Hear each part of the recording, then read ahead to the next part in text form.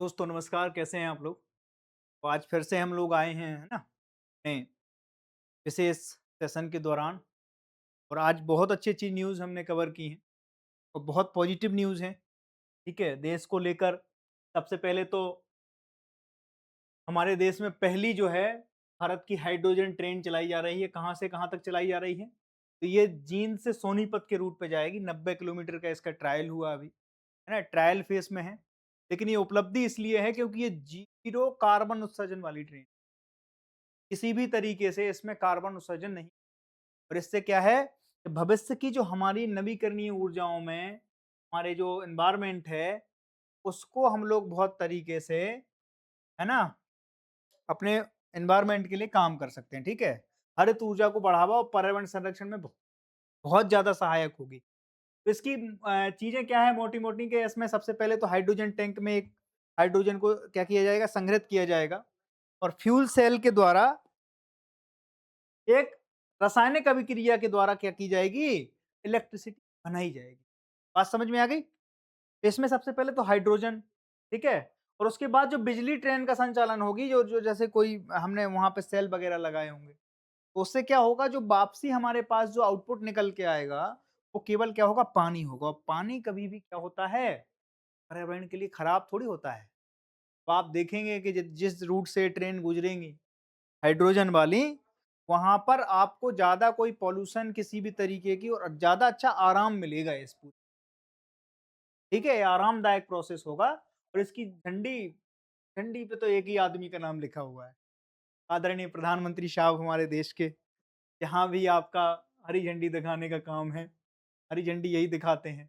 बाकी लाल झंडियों के लिए बहुत सारे लोग हैं, है ना? वो सब लगे हुए हैं कि साहब यहाँ red flag, red flag, red flag. वो जैसा अभी वो चल रहा है ना फीफा, उसमें देखते होंगे आप लोग। ग्राउंड में एक वो रेफरी लगा होता है, वो कभी ग्रीन फ्लैग देता है, कभी रेड फ्लैग देता है, कभी येलो फ्लैग देता है। वो इस तरीके से भाई साहब का काम जो है वो अपने हरी झंडी दिखाने का है। तो आप देखें अच्छी चीज़ है देश में। ख़ैर वो तो मैंने मज़ाक के तौर पे बोला था। 90 किलोमीटर का ट्रायल हुआ, जो कि बहुत सक्सेसफुल रहा और इसके आधार पर अब देश में जो हमारी डिज़ाइन होगी रेलवे ट्रैक की, रेलवे लाइन्स की, वो कहीं न कहीं इस तरीके से हम क्या कर रहे होंगे, पे फ़ोकस कर रहे होंगे। दिल्ली जैसी जगहों पे इन चीज़ों की बहुत ज़्यादा ज़रूरत होती है। ठीक है? दिल्ली सोचो गैस का चैम्बर बन जाती। अगर ऐसी ट्रेनें चल जाएँ, इसका ट्रायल है, 10 कोच इसमें ऐड किए गए थे। सबसे लंबी हाइड्रोजन ट्रेन, ठीक है? भारत की अनूठी उपलब्धि है, विश्व में नया कीर्तिमान बनाया है भारत ने, ठीक है? हमने आपको इसकी अभिक्रिया बता दी कि हाइड्रोजन टैंक में क्या होता है। उसके बाद हम फ्यूल सेल के हाइड्रोजन की आपूर्ति होती है और इसके बाद रासायनिक अभिक्रिया करके बिजली से ट्रेन का संचालन होता है। बिजली यहाँ से बनेगी और वापसी में हमें क्या मिलता है, तो पानी मिलता है, केवल उत्सर्जन मिलता है पानी का, ठीक है? तो ये थी हमारी पहली हाइड्रोजन ट्रेन जो देश की हरियाणा में चलाई गई, जींद से सोनीपत के बीच में चलाई गई, ठीक है? और सबसे बड़ी बात इसमें यह है कि हम अपने इंडिजिनियस है ये, मेड इन इंडिया के द्वारा बनाई गई है, मेड इन इंडिया प्रोडक्ट है ये। तो ये बहुत बड़ी उपलब्धि है। इंडियन रेलवे ने इस चीज को लेकर एक अलग तरीके का माइलस्टोन हासिल किया है और ये आने वाले भविष्य की जरूरतों को भी पूरा कर रही होगी और हमारे पर्यावरण को सुरक्षा भी प्रदान कर रही होगी। तो इस तरीके की टेक्नोलॉजी, मतलब हमने अगर इन्वॉल्व कर ली अपने पूरे सिस्टम में, ये बहुत ज़्यादा ज़रूरी हो जाता है हमारे लिए, ठीक है? बाकी प्रोसेस वगैरह हमने आपको बता ही दिया है। पर्यावरण के लिए लाभ क्या है कि तो शून्य कार्बन उत्सर्जन है, कम शोर है, अधिक आराम है, हरित ऊर्जा को बढ़ावा मिल रहा है, ठीक है? केवल पानी का उत्सर्जन, इसलिए शून्य प्रदूषण, ज़ीरो पॉल्यूशन की नीति, ठीक है? तो ये था पूरा हमारा पहला टॉपिक। हम पॉजिटिविटी के साथ शुरू करते हैं। नेगेटिविटी पे खत्म नहीं करेंगे, पॉजिटिविटी पे ही खत्म करेंगे। हम कोशिश ये करते हैं कि आपको हमेशा पॉजिटिव पॉजिटिव, नेगेटिव तो दिन भर ही रह रहे हो आप, है ना? कोशिश ये रहती है हमारी, तरंग पैदा रखना अपने अंदर कि जिन तारों में करंट नहीं होता है, लोग उन पे कपड़े सुखा देते हैं, ठीक है? तो अपने अंदर जिंदा रखना वो तरंग, पढ़ने की, जिंदगी जीने की। आगे चलते हैं भाई, राष्ट्रीय खाद्य सुरक्षा अधिनियम, एनएफएसए में संशोधन हुआ है। अब ये संशोधन देखिए आप क्या हुआ है। एक्चुअल में देश में बहुत सी जनसंख्या क्या हो रही है? खाद्य सुरक्षा को देखते हुए सरकार ने नियम लगाया था कि हमारे कोरोना के बाद खाद्य सुरक्षा में क्या आई थी, बहुत ज़्यादा तेज़ी वो आई थी, गिरावट आई थी। क्यों आई थी? क्योंकि कोरोना के बाद कई लोगों के रोज़गार चले गए थे। कई लोग घर से बेघर हो गए थे। कई लोग किसी जगह सिटियों में फँसे हुए थे, तो सरकार ने क्विक उस पे कई लोगों को क्या किया था, कुछ ऐसी योजनाएँ उनको रिलीफ़ के तौर पे चलाई गई थी कि सबको गल्ला मिलता था और हमारे देश में ऑफ़िशियली मतलब हम लोग करोड़ों में हैं। देखिए, सरकार ने अभी इस पे थोड़ा-सा काम किया है। सरकार ने एक योजना का वो किया था 2013 में शुरू की गई थी, है ना? अंत्योदय अन्न योजना। इसको पहले समझ लेते हैं कि ये है क्या? उसमें क्या-क्या संशोधन तब बाद में समझें। अंत्योदय अन्न योजना इस देश में इसलिए चलाई गई थी ताकि एक परिवार को, कोई भी फैमिली हो, उसको 35 किलो अनाज दिया जाता था, ताकि वो महीने भर अपना भरण-पोषण, और वो कौन-सी दर पे मिलता था? ₹2 किलो आटा वो मिलता था, अनाज मिलता था, ₹3 किलो चावल मिलते थे। और अगर मोटा अनाज किसी जगह पे जैसे राजस्थान वगैरह में, तो वहाँ के क्षेत्रीय स्तर पे अगर कोई ऐसी चीज़ मोटे अनाज के तौर पे आ रही है, तो वो ₹1 किलो के हिसाब से मिल। बात समझ में आ गई? तो अंत्योदय अन्न योजना का कॉन्सेप्ट ये था कि हमें हमारे यहाँ जो लोग वो मर जाते हैं या जिनके पास खाने को नहीं है, उनकी क्या नाम से खाद्य आपूर्ति के उसके लिए भारत सरकार ने 2013 में अंत्योदय अन्न योजना का शुभारंभ किया। अब इसमें क्या था? इसमें बहुत सारी चीज़ें इस तरीके से थी कि आप ये मान के चलिए कि उसमें ये था कि किसी घर में मान लो कि एक ही आदमी है, पर परिवार में है वो। अंत्योदय योजना के तहत वो उसका लाभार्थी भी है। तो एक आदमी को क्या हो रहा था कि 35 किलो अनाज मिल जा रहा था, और एक घर में अगर 10 लोग भी हैं, उनके परिवार का हिस्सा हैं, तो उस पूरे परिवार को ही 35 किलो मिल रहा है। इसमें क्या हो रही थी? ये असमानता को दर्शा रही थी। तो सरकार ने क्या कर दिया, यहाँ पर थोड़ा-सा ट्विस्ट लाए वो इस पूरे के पूरे में, कि वो कह रहे हैं कि अब केवल जो है प्रति व्यक्ति 7 किलो मिलेगा। अगर घर में कोई 2 लोग हैं, सपोज़ करो, घर में 2 लोग हैं, तो सरकार का बोझ कितना कम हो गया? सरकार ने यूनिट तय कर रखी कि एक आदमी को ज़िंदा रहने के लिए एक स इतनी-इतनी। अब आप समझिए, मिट्टी का तेल मिलता था उस समय, केरोसिन ऑयल जिसे बोलते हैं। तो केरोसिन उस समय मिलता था, केरोसिन कितना मिलता था? 2 लीटर मिलता था। उस समय चूँकि लाइट की व्यवस्था पूरे में नहीं थी, तो केरोसिन से क्या होता था? लोगों के यहाँ लालटेन जलती थी। कोई ऐसी चीज़ें थी जिससे केरोसिन से क्या लगाई जाती थी? आग लगाई जाती थी। तो केरोसिन बहुत बड़ी ज़रूरत का सामान थी आम लोगों की, ठीक है? फिर बाद में केरोसिन को बंद कर दिया, ठीक है? अभी क्या है?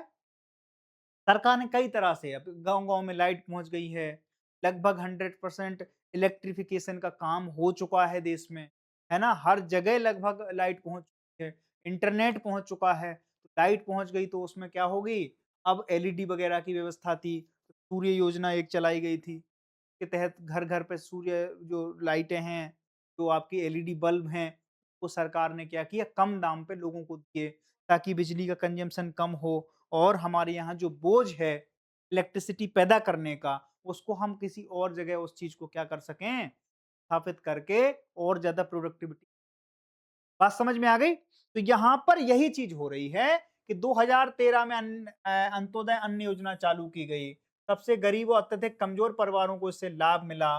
उद्देश्य था कि सस्ती दर पर अनाज उपलब्ध कराकर खाद्य सुरक्षा सुनिश्चित करना था। रियायती दर ₹2 किलो गेहूँ, ₹3 किलो चावल और ₹1 केजी मोटा अनाज इसके तहत कवरेज में केंद्र सरकार द्वारा अधिसूचित पात्र परिवार थे। इसमें कई जगह नीला कार्ड बनता था, लाल कार्ड बनता था, सफ़ेद कार्ड बनता था। जिस-जिस हिसाब से थे, बीपीएल से नीचे मान लो बीपीएल सूची में है अगर कोई बिलो द पॉवर्टी लाइन, तो लाल कार्ड दे दिया, तब आपको इस तरीके से, तो वो उस तरीके से इस चीज़ को कवर किया जाता था। बात समझ में आ गई? केंद्र सरकार ने अंत्योदय अन्न योजना के तहत अनाज वितरण को प्रति व्यक्ति 35 किलो से बदलकर प्रति व्यक्ति 7 किलो करने का निर्णय लिया है और अधिकतम 35 किलो देने का निर्णय। अब ध्यान रखना, 35 किलो वाला क्लॉज आज भी है, लेकिन वो अधिकतम है। मान लो किसी के घर में 10 लोग हैं और उसको अगर 7 किलो के हिसाब से देखो तो 70 किलो मिलना चाहिए। लेकिन गवर्नमेंट यहाँ पे क्या कर गई? खेला कर गई दोस्त, खेला कर गई। उसने कहा कि नहीं भाई, आपको मिलेगा तो 35 ही। अब 35 के बाद गवर्नमेंट ने अपना क्या बचा लिया? अब अगर आपके यहाँ 3 लोग हैं तो उनको कितना जाएगा? 21 किलो चला जाएगा। 7 किलो पर यूनिट के हिसाब से। 7 मतलब हेड उन्हें 1 हेड पे 7 किलो देने हैं। अगर 3 खोपड़ी वाले आदमी आपके घर में हैं, मतलब आप ये ऐसे मानो कि आपकी माताजी हैं, आपके पिताजी हैं और आप हैं। तो 3 लोगों के बीच में कितना आ गया? 21 किलो आ गया। जबकि मिलना कितना था? अभी तक कितने उनके लिए कितना तय हुआ था? उनके लिए था 35 किलो तय हुआ था। बात समझ में आ गई? तो ये यहां पर खेला करेगी गवर्नमेंट। ठीक है, छोटे परिवारों अब तर्क क्या दे रही है वो? छोटे परिवारों के साथ होने वाली असमानता को दूर करना और लाभ को अधिक न्यायपूर्ण वितरण सुनिश्चित। दोस्त ये तो थी भाषा जो आपको लिखनी है, लेकिन इसके बिहाइंड द सीन चलते हैं। ठीक है, बिहाइंड द सीन ये है कि कोरोना के बाद इतना ज्यादा लीकेज हुआ, इतनी सब्सिडियां मिली इस देश में, इतने ज्यादा लोगों को वो अनाज वितरण किया गया कि गवर्नमेंट पस्त पड़ चुकी है इस चीज को। तो फिर उन्होंने क्या किया? खाद्य सुरक्षा अधिनियम, राष्ट्रीय खाद्य सुरक्षा अधिनियम में ही चेंज कर दिए। उन्होंने कहा कि हम पर यूनिट कितने देंगे? 7 किलो देंगे। अच्छा, पर यूनिट अगर यही कॉन्सेप्ट दे रहे हो तो फिर यही दे लो। अगर आपका कॉन्सेप्ट यही है कि असमानता खत्म करनी है, तो असमानता को फिर खत्म कर देते हैं। पूरी तरह से असमानता खत्म करो आप। फिर आप ये किलो क्यों डाल रहे हो उसमें कि मैक्सिमम जो है वो 35 किलो। अच्छा, किसी के यहाँ अगर 5 लोग हैं और किसी के यहाँ अगर 10 लोग हैं, तो इसको तो 35 किलो मिल जाएगी और अगले को कितना चाहिए? 70 किलो चाहिए, ऐसा उस हिसाब से देगा, 10 लोगों के हिसाब से देखा जाए। उसको तो 35 का नुकसान हो रहा है ना। यहाँ पर गवर्नमेंट क्या कर गई? खेला कर गई। लेकिन तर्क उनके अपने हैं, वो तर्क आपको देने हैं, वो ऑफिशियल तर्क हैं। ठीक है, वर्तमान व्यवस्था 35 किलो थी। परिवार के आकार की परवाह किए बिना हर पात्र परिवार को 35 केजी गेहूं और वो का नाम अनाज दिया जाता था। अब क्या है प्रस्तावित व्यवस्था? देखो आप, परिवार के प्रत्येक सदस्य को 7 किलो अनाज अधिकतम 35 किलो करके इन्होंने इसमें क्या कर दिया गया? खेला कर दिया गया। इस संशोधन का महत्व क्या है? तो लाभ का अधिक न्यायपूर्ण वितरण, है ना, छोटे परिवारों को वास्तविक आवश्यकता के अनुसार लाभ, खाद्य सुरक्षा में असमानता और पारदर्शिता को बढ़ाना, अनाज की खपत और बर्बादी में कमी की। अब सोचो, बर्बादी का एक कॉन्सेप्ट डाल दिया है ना, अनाज की खपत और बर्बादी में कमी। यार क्या ही बर्बाद कर लेगा अगला आदमी? अगर 2 लोग भी हैं एक परिवार में, 35 किलो नहीं खा पाएँगे वो, और कुछ भी तो नहीं है उनके साथ। मध्याह्न भजन भोजन की व्यवस्था थोड़ी है कि आलू और मिर्च के भी पैसे वहाँ पे तो योगी जी ने बँटवाए थे। के साल में बुंदेलखंड में एक किट बनाई जाती थी योगी आदित्यनाथ के उसमें, और अखिलेश जी के उसमें भी बनाई जाती थी। इसमें तेल और आपके चीनी और कई तरह की चीज़ें इस तरीके की वितरण की जाती थी वेलफेयर स्कीम, और उसपे बड़ी-बड़ी फ़ोटो लगा दी जाती थी। है ना? बीजेपी में भी हुआ बाबा जी के शासनकाल में। बाबा जी ने भी खूब की साल, और अगर बाढ़ की उसमें है तो उसमें क्या करते थे? सबका साथ सबका विकास। वो वाला अपना प्रचार वो नहीं होता है। एक बढ़िया बजट बना देते हैं और लोगों को वो बना दे। अब ये जो बात रखी है कि खपत की बर्बादी, क्या खपत की बर्बादी हो जाएगी? 35 आदमी खा नहीं पाएगा, और कुछ हो जाएगा तो वो बेच-बाच के अपना सब्जी-वब्जी की भी जुगाड़ कर लेगा उसी से। नहीं, गवर्नमेंट का अपना तर्क है, वो बड़े स्तर पे काम करते हैं। वो उनके पता ही होना है। ठीक है? उनके लिए आज भी चुनाव 5,000 रुपए की जमानत लगती है। मतलब चुनाव आयोग का ये मानना है कि 5,000 रुपए में चुनाव हो जाता है। बाकी आपको पता है रियलिटी क्या है। हमको मालूम है जन्नत की हकीकत, लेकिन दिल को बहलाने के लिए गाले भी एक ख़्याल अच्छा है। ठीक है? उदाहरण कई लोगों के हैं। ठीक है? 2 सदस्यों का परिवार है, उसको 35 किलो मिलता था पहले, अब उसको 14 किलो मिलेगा। 3 का है तो इसको क्या मिलेगा? 21 किलो मिलना था। इसको 35 किलो मिल रहा था तो ये इसका 21, इसका घट गया। 14 किलो का नुकसान हुआ, इसका 21 किलो का, ठीक है। 5 सदस्यों का परिवार है तो 35 मिलेगा, 35 इसको भी मिलेगा। 6 सदस्यों है, उससे ज़्यादा का परिवार है तो 35 किलो ही मिलेगा, जबकि मिलना चाहिए था 42 किलो, पर इतना नहीं हो पा रहा है। पहले से कम कालाबाज़ारी होगी, न्यायपूर्ण और पर्याप्त वितरण होगा, कोई नुकसान नहीं होगा, सीमा के कारण अधिकतम लाभ 35 किलो तक ही दिया जाएगा। आगे की राह देख लीजिए आप। राज्यों के साथ समन्वय कर समय पर लागू करना है, पात्रता सूची को नियमित अध्ययन करना है, पारदर्शिता वितरण और निगरानी तंत्र को सुदृढ़ करना है, और आप देखिए जागरूकता बढ़ाकर लाभार्थियों को जानकारी।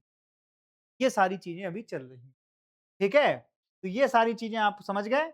राष्ट्रीय खाद्य सुरक्षा अधिनियम, उसमें संशोधन कर दिया गया है। अब अगली चीज़ देखिए आप, भारत न्यूजीलैंड के सामरिक साझेदारी के ऊपर आज हम आपके ऊपर एक लेक्चर लेके आए हैं। इसमें क्या है, मोदी जी और वहाँ के जो न्यूजीलैंड के जो हमारे राष्ट्राध्यक्ष साहब हैं, वो एक दूसरे से हाथ मिला रहे हैं। एक दूसरे का झिमी झिमी आजा आजा वाला गाना भी इन्होंने बताया था मोदी जी ने कि साहब आपका वो डांस देखा हमने, वो बहुत अच्छा किया था।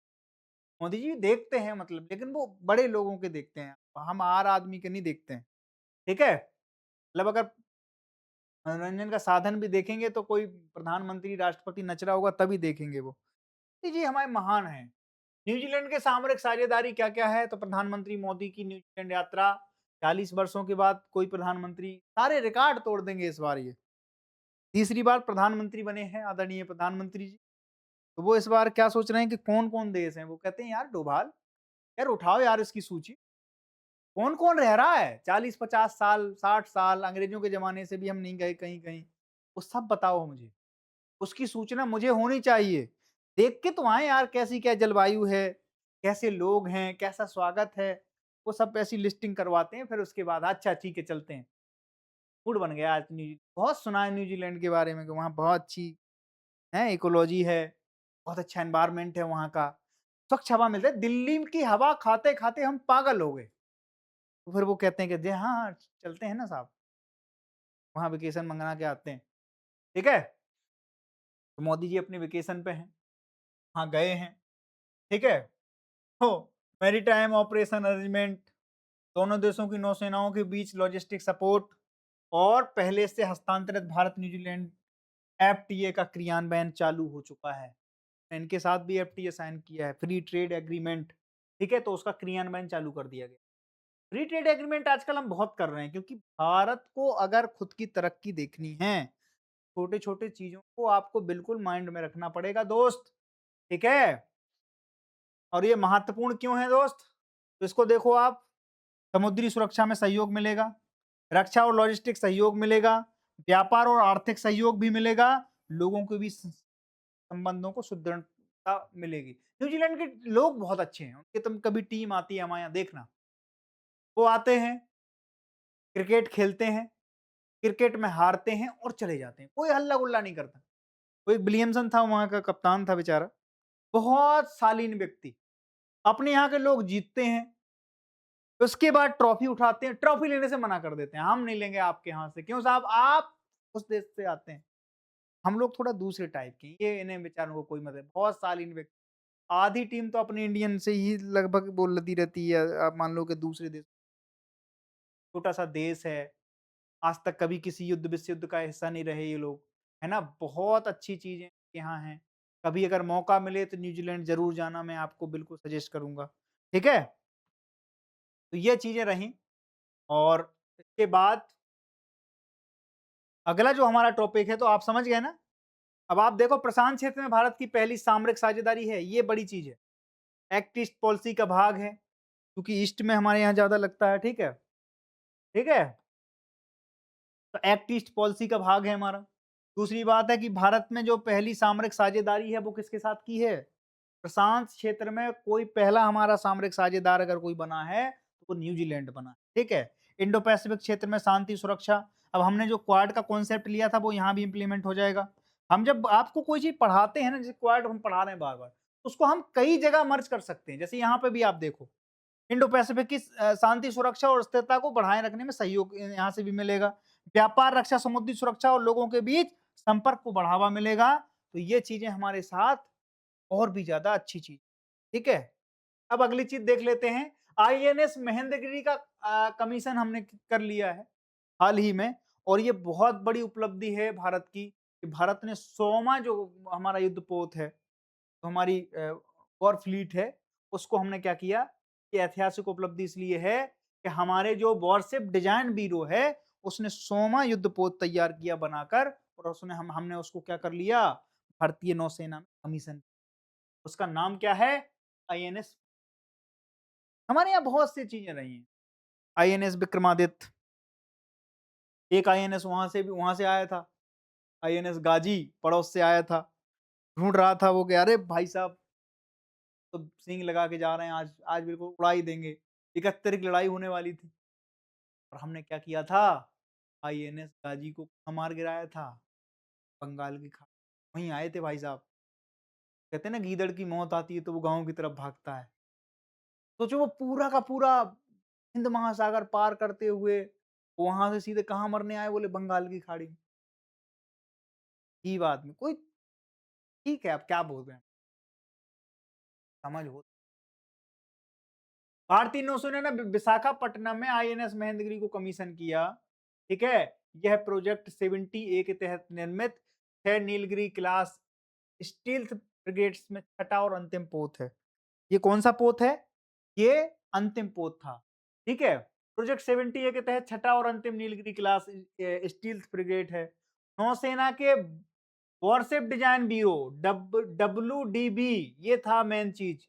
इसने डिजाइन किया है सोमा जहाज। सोमा जहाज कमीशन कर लिया गया है, सोचो आप, ये बड़ी बात है हमारे लिए, है ना। उन्नत स्टील विशेषताएं, बेहतर निगरानी क्षमता, बहुभूम का संचालन, स्वदेशी तकनीक और उपकरणों में व्यापक उपयोग के साथ बनाया गया है और भारतीय नौसेना की समुद्री ताकत, आत्मनिर्भर भारत की संकल्प तो मजबूत बनाता है। ये ये जो हमने महेंद्रगिरी बनाई है ना, इसमें 75% से भी ज्यादा कंपोनेंट हमारे स्वदेशी हैं, स्वनिर्मित हैं, हमारे मेड इन इंडिया हैं। ये हमारी बहुत बड़ी उपलब्धि है। हमने अपने पड़ोसियों से सीखा है कि हमें बकेती नहीं करनी है, हमें चुपचाप काम करते जाना है और उसका सबसे बड़ा काम हमारा जो वॉरशिप डिजाइन ब्यूरो है, चुपचाप करता है। कोई लोगों ने इनका नाम तक नहीं सुना होगा। तो सोचो युद्धपोत बना के कमीशन भी करवा दिए और हम नहीं जानते हैं कि WDB क्या चीज है, वॉर डिजाइन ब्यूरो क्या है, वॉरशिप डिजाइन ब्यूरो। तो आज तक हमें पता ही नहीं था साहब कि क्या क्या चीजें। इसलिए हमारे देश में कौन सी संस्थाएं काम कर रही हैं, कौन सी संस्थाएं हैं जो रेल के इंजनों को बनाती हैं, डिब्बों का निर्माण करती हैं। एक एक संस्था अलग अलग तरह की चीजों का निर्माण और बहुत ज्यादा अच्छे तरीके से काम कर। हमारे देश में सारी चीजें चल रही है ना, इसलिए पता नहीं चलता कि चल क्या रहा है, ठीक है। विशेषताएं सुन लो इसकी। ये रडार क्रॉस सेक्शन को कम करने के लिए उन्नत स्टील तकनीक का उपयोग किया गया है ना। बहुभूम का क्षमता, एंटी एयर, एंटी कंप्रेस और एंटी सबमरीन ऑपरेशन में सक्रिय वॉरशिप, है ना। उन्नत सेंसर और हथियार, लंबी दूरी पर निगरानी, नेटवर्क सेंट्रिक वॉरफेयर और अत्याधुनिक हथियार प्रणाली से लैस है। 70-75% से अधिक स्वदेशी उपकरणों की प्रणाली का उपयोग किया गया। सोचो ये चीज जो है कि हमने स्वदेशी योगदान क्या है, तो 75% से ज्यादा सारी चीजें हमारे देश की हैं। 25% हमने कुछ चीजें हैं जो बाहर बनती हैं, वो हम करते हैं। पहले सोचो हम पूरे उनसे बनवाते थे, हम रसिया से रिक्वेस्ट करते थे साहब एक वॉरशिप हमारी बना दीजिए। अब नहीं करते। हम पहले क्या करते थे, गुजरात के वहाँ एक वो है पोर्ट है, जहाँ पर मतलब ये सारी की सारी चीजें कबाड़ हो जाए, वहाँ पर क्रैश करने का काम। उससे हमने क्या किया, रिवर्स इंजीनियरिंग करके पहले सीख लिया। अब हम खुद मास्टर हो गए सारी चीज़ों को। अब इंजन के साथ हमारे साथ ऐसी जुगाड़ बैठ नहीं पा रही है। हमारे पास ऐसा कोई डंप या यार्ड हमने नहीं बनाया है, जहाँ लोग इंजन को क्या करें, रिसाइक्लिंग कराएँ या फिर डंप करने के लिए बेच के जाओ, ये कबाड़ हो गया हम ले जाओ। वो हम कर नहीं पा रहे हैं क्योंकि लोग उसकी बहुत ज़्यादा वो होती है, वैल्यू होती है। टेक्नोलॉजी का ही तो गेम है सारा, ठीक है? ये बड़े-बड़े होते हैं तो कबाड़ के भाव में मिल जाते हैं। पहले हमने कबाड़ खरीदा, अब उसके बाद रिसाइक्लिंग करी, रिसाइक्लिंग के बाद हमने रिवर्स इंजीनियरिंग करके ये इसमें मास्टर हासिल किया। जापान ने अभी बहुत ज़्यादा अपना हमें एंगेज किया था इस चीज़ के। ये सारी जो हमारी व्हाट्सएप बनती है ना, उनमें हम रडार सिस्टम बहुत सी चीज़ें, तो उसमें हमारे एंगेजमेंट उनसे चल रहा है। और व्हाट्सएप में अगर उनका हमने रडार ले लिया, उनकी टेक्नोलॉजी और इन्वॉल्व कर ली, फिर ये इनकी क्षमताएँ बहुत ज़्यादा बढ़ जाए, कई गुना ज़्यादा बढ़ जाएँगी, ठीक है? तो ये महेंद्रगिरी आईएनएस महेंद्रगिरी क्यों ज़रूरी है? कौमी है हमारी, मतलब ये व्हाट्सएप है हमारी, 100 व्हाट्सएप है, ठीक है? तो ये हमने अभी क्या की, कमीशन की, ठीक है, विशाखापट्टनम में। बात समझ में आ गई? तो ये चीज़ समझ में आ गई? आगे चलते हैं। आगे देख लो भैया, अब ये जो है आखिरी सेगमेंट है और ये बार-बार आएगा। आज जीआई टैग यहाँ के लोगों को मिल गया। हमने आपको इसकी पीछे की बिहाइंड द सीन पिक्चर इसी बताई थी पहले, विस्तार से बताई थी। जीआई टैग क्या है, कब से शुरू हुआ, पहला किसको मिला, है ना? अभी सरहिंद को मिला, है सरिंदा, वो जो त्रिपुरा का जो वाद्य यंत्र था, उसको मिला था। फिर अभी बीच में एक और आया था जीआई टैग के लिए, वो भी हमने उसमें कवर किया था। अभी फिर ये 4 आइटम इनको भी मिल गया, ठीक है? 4 को जीआई टैग प्राप्त हुआ है, कहाँ के हैं ये? चारों के चारों पश्चिम बंगाल के 4 नए उत्पाद भौगोलिक जीआईटी ज्योग्राफिकल इंडेक्स इनको दिया गया है, ठीक है? चंदननगर का चोल भरा संधि है। और ये क्या है? ये कोई साड़ी है। ये क्या है? तेल भाजा, ये भी कोई बंगाली वो है, और ये बनारसी साड़ी बंगाल में, ठीक है? वाराणसी की परंपरा और बंगाल की कारीगरी का अनूठा संगम है इसमें। अब कोई कहेगा, अब सोचो, ये क्वेश्चन आपको ये चीज़ ध्यान रखना, मैं जो इसको बताने की कोशिश कर रहा हूँ, वाराणसी साड़ी। बनारसी साड़ी पश्चिम बंगाल, ये ध्यान रखना, अभी मिला है इसको। तो इसकी विशेषता क्या है कि ये बनती है वाराणसी की परंपरागत जो शैली है वो है, लेकिन इसमें बंगाल की कारीगरी है। इसलिए इसको भी क्या किया गया, इसको भी जीआई टैग दे दिया। यहाँ पहले इसकी एक खबर ये सुन लेते हैं भारत ओमान संबंध में, कि अभी हमारे विदेश मंत्री साहब जो हैं, वो जा रहे हैं कहाँ पर, जुलाई में 2026 मस्कट ओमान की यात्रा लगी हुई है ना? और उद्देश्य है कि द्विपक्षीय सहयोग को और मजबूत करना है। अब इतना मजबूत करना है कि हमें जो अभी तेल की किल्लत, गैस की किल्लत अभी दिक्कत में आई थी, वो भी तो मजबूत करना है। तो दोनों देशों के संबंधों को और मजबूत करने के लिए हमारे आप गए हैं। व्यापार और आर्थिक सहयोग बढ़ाना है। ऊर्जा सुरक्षा में आप समझ ही रहे हो, पेट्रोलियम पदार्थ है, नवीकरणीय योजना में से इस सब जगह काम करना है। समुद्री सहयोग, पोर्ट विकास और लॉजिस्टिक कनेक्टिविटी के लिए भी हम जा रहे हैं। कनेक्टिविटी क्यों है? क्योंकि ओमान से इंडिया के लिए थोड़ा और चीज़ें खुल जाती हैं। उधर आप देखो, स्ट्रेट ऑफ हॉर्मुज़ से हमारी जो वो है उस पे थोड़ा निर्भरता कम हो जाती है। ठीक है? इसीलिए हम यहाँ पे चीज़ों को बढ़ा रहे हैं। खाद्य सुरक्षा, रक्षा, सुरक्षा और समुद्री सुरक्षा, शिक्षा, सांस्कृतिक स्वास्थ्य और लोक संपर्क, क्षेत्रीय और वैश्विक मंचों पर सतत समन्वय हम ये चाहते हैं ओमान से, है ना? गल्फ कोऑपरेशन काउंसिल का मेंबर है ये, ठीक है? Saudi Arabia, UAE, Qatar, Kuwait और ओमान, बहरीन, ये जो गल्फ काउंसिल मेंबर है ना, वहाँ के ये भी मेंबर है, ओमान भी मेंबर है, ठीक है? गल्फ देश में है।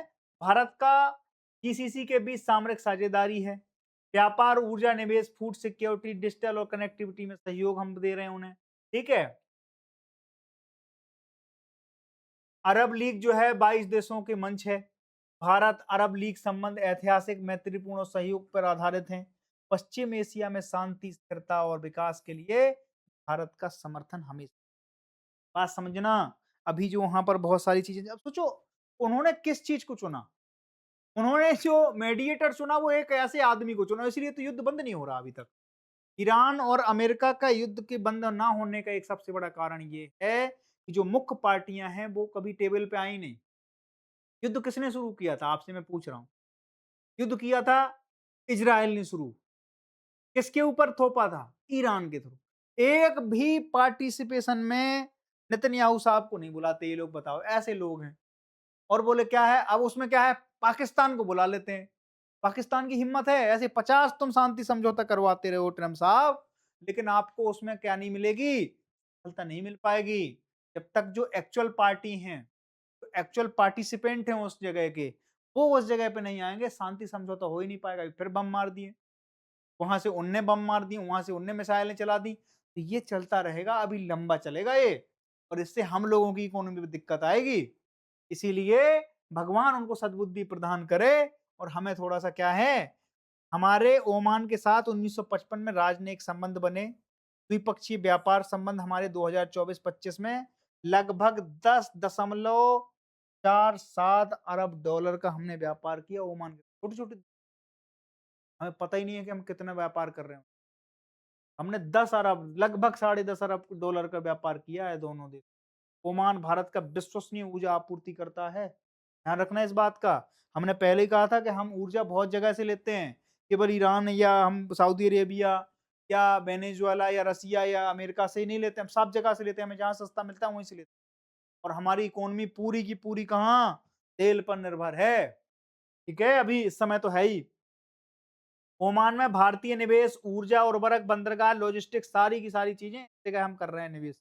भारतीय समुदाय ओमान में लगभग 7 लाख लोग ओमान में रहते हैं। क्या कि सब जगह पहुँच जाएँ, हैं हमारे पास, हाँ? ये हमारा व्यक्तिगत है। जब तक इस देश में जो कुछ भी आज तक अच्छा हुआ, लोग कहते हैं कि विदेशी सही। जो कुछ भी इस देश में आज तक बुरा हुआ, इसमें लोग कहते हैं कि इसमें विदेशी हाथ था। लेकिन एक चीज़ जो हम अपनी दम पे कर पाए, वो है कि हम 150 करोड़ हैं। ना तो इसमें विदेशी सहयोग था, ना तो इसमें विदेशी हाथ। ये हमारा व्यक्तिगत पराक्रम है कि हम 150 करोड़ लोग जीवित हैं आज भी। ठीक है? तो मजबूत ऐतिहासिक संबंध और पारस्परिक विश्वास हमने बढ़ाया इनके बीच में। ठीक है? तो ये हमारे ओमान के साथ हमने एक मोटा-मोटी जो चीज़ें विदेश मंत्री साहब जाएँगे, हमने इसलिए क्योंकि हर जगह प्रधानमंत्री को ही नहीं लेना है। कई जगह जो विशेष चीज़ें हो रही हैं, उनको भी थोड़ा ध्यान में रखना है। तो ओमान के साथ हमारी चीज़ें क्या हैं, कितने ज़्यादा लोग रहते हैं ओमान के साथ, है ना? हमारे संबंध किस तरह के हैं। एम्बेसी जाओ कभी आप चाणक्यपुरी में है इनकी, बहुत शानदार एम्बेसी बनाई है। कभी पासपोर्ट के लिए आप जाते हैं, वहाँ पर आपको क्या मिलता है, क्या हाल-चाल मिल जाएगा इनकी, ठीक है? या जब भी आप अप्लाई करेंगे, मिल जाएगा। बहुत अच्छे लोग होते हैं। ठीक है? तो ये था मोटा-मोटी लुब-लुआब जो आज की चीज़ का था। ये चीज़ मैंने आपको बताई जीआई टैग 4 उत्पादों को मिल गया है। ठीक है? वो मैंने आपको पहले ही बता चुका हूँ कि क्यों मिलता है, 10 साल के लिए मिलता है, कॉन्ट्रैक्ट टाइप का होता है। इससे आपके जो क्षेत्रीय उत्पाद हैं, की वैल्यूएशन बढ़ जाती है दुनिया में। ठीक है? पहला जो हमारा जीआई टैग मिला था वो किसको मिला था? दार्जिलिंग की चाय को मिला था। मैं उसकी स्टोरी 2-3 बार रिपीट कर चुका हूँ, तो वो अभी नहीं करने वाला हूँ। ठीक है? बाकी आज तक के लिए यही था। कल फिर मिलेंगे इसी समय।